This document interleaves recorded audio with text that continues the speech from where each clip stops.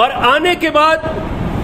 وہ اللہ کے رسول صلی اللہ علیہ وسلم کے سامنے آ کر بیٹھ گئے، اور بیٹھنے کی کیفیت جو بیان کر رہے ہیں حضرت عمر فاروق رضی اللہ تعالیٰ عنہ، وہ یہ ہے کہ جب یہ اللہ کے رسول صلی اللہ علیہ وسلم کے سامنے بیٹھے تو اپنے دونوں گھٹنوں کو حضرت رسول اللہ صلی اللہ علیہ وسلم کے گھٹنوں سے ملا دیا. اس طرح بیٹھے جیسے جو دو جانو ہم نماز میں بیٹھتے ہیں، عام طور پر طلبہ مدرسوں میں بیٹھتے ہیں، اس طرح بیٹھے اور پھر اپنے دونوں گھٹنوں کو حضرت رسول اللہ صلی اللہ علیہ وسلم کے گھٹنوں سے ملا دیے. بعض روایات میں یہ الفاظ بھی ہے کہ انہوں نے پہلے اللہ کے رسول صلی اللہ علیہ وسلم سے اجازت لی کہ یا رسول اللہ صلی اللہ علیہ وسلم میں آپ سے قریب ہو جاؤں،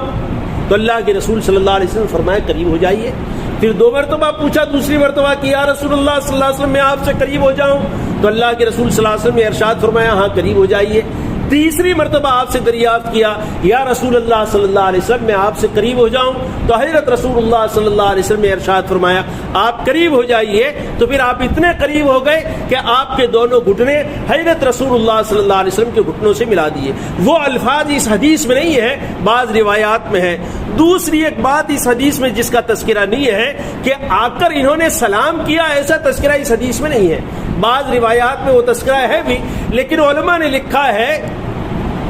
کہ یہ سلام کا تذکرہ اس حدیث میں نہیں ہے، یا سلام اس لیے انہوں نے آنے کے وقت نہیں کیا تاکہ لوگوں پر یہ ظاہر نہ ہو جاوے کہ یہ کوئی فرشتہ ہے یا یہ کہ کوئی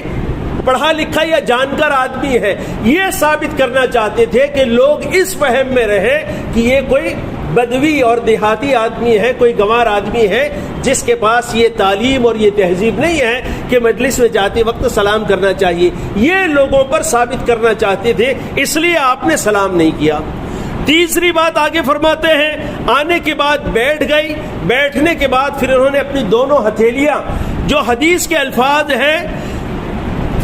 وَوَضَعَ كَفَّيْهِ عَلَى رُكْبَتَيْهِ، اس کے علماء نے 2 مطلب بیان کیے ہیں. ایک مطلب تو یہ ہے کہ اپنی دونوں ہتھیلیوں کو اپنی رانوں کے اوپر رکھ دیا، جیسے طلبہ عام طور پر اپنی رانوں پر اپنی دونوں ہتھیلیاں رکھ کر بیٹھتے ہیں. دوسرا ایک لفظ علماء نے یہ بھی لکھا ہے کہ اپنی دونوں ہتھیلیاں حضرت رسول اللہ صلی اللہ علیہ وسلم کی رانوں پر رکھ دی، اور یہ زیادہ قرب حاصل کرنے کے لیے یہ طریقہ اختیار انہوں نے کیا، یہ علماء نے لکھا ہے.